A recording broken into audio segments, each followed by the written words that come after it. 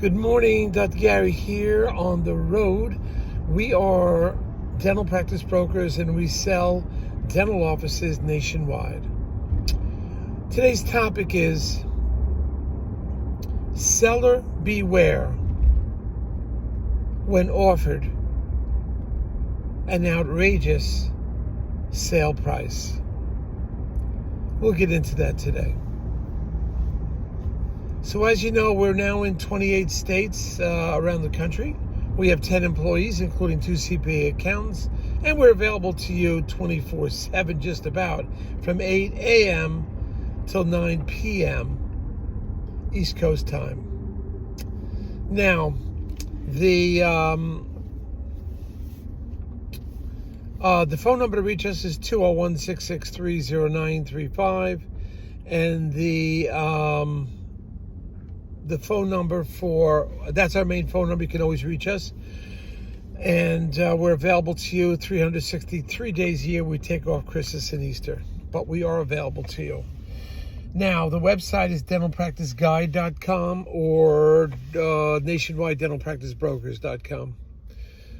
So you can reach us. We have a lot of valuable information there. We're always adding new content, and I think you could see that. Plus, we now have 315 or whatever YouTube videos.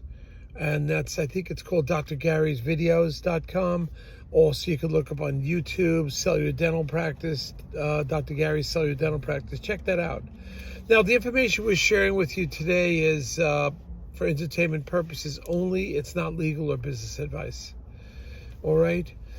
If you're thinking about selling to the DSOs, we're very familiar with all of them. We sell to them.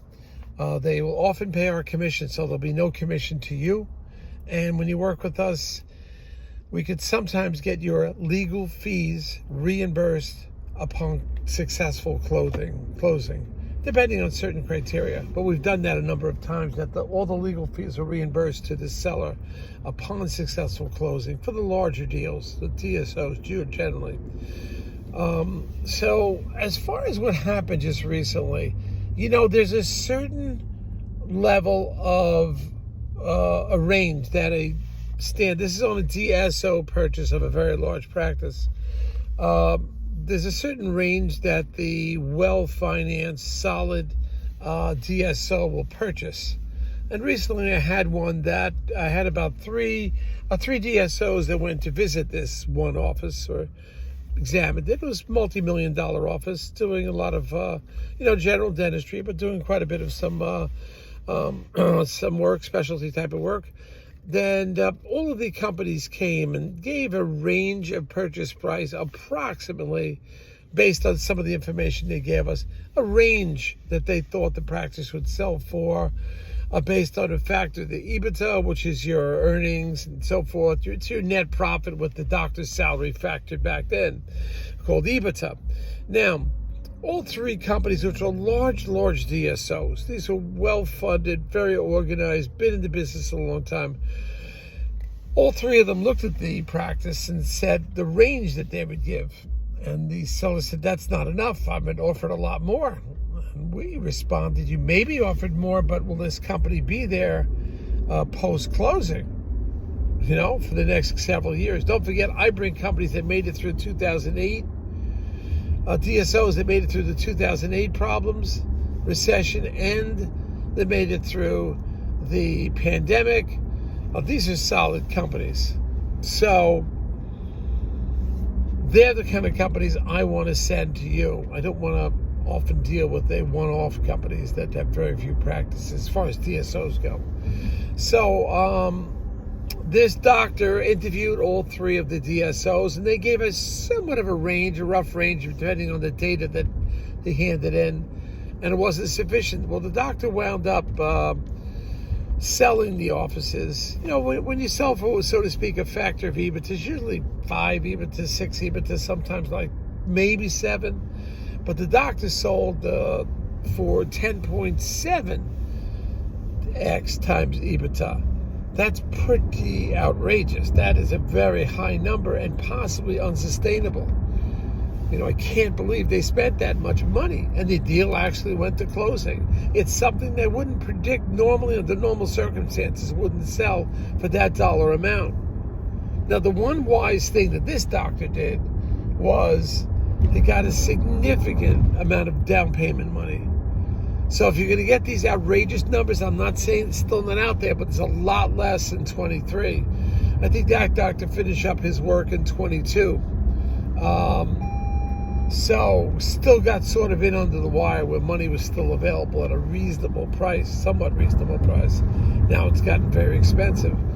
But the doctor sold it for like 10.6, 10.7 times EBITDA, which is pretty outrageous. You do worry about prices like that because you think it's unsustainable. And then you made this great sale. What happens the next following years? And you were expecting to work there and earn some monies. And all of a sudden, they're falling apart. That's why you try to get as much money down payment as you can. That's the one thing doctor did that was wise.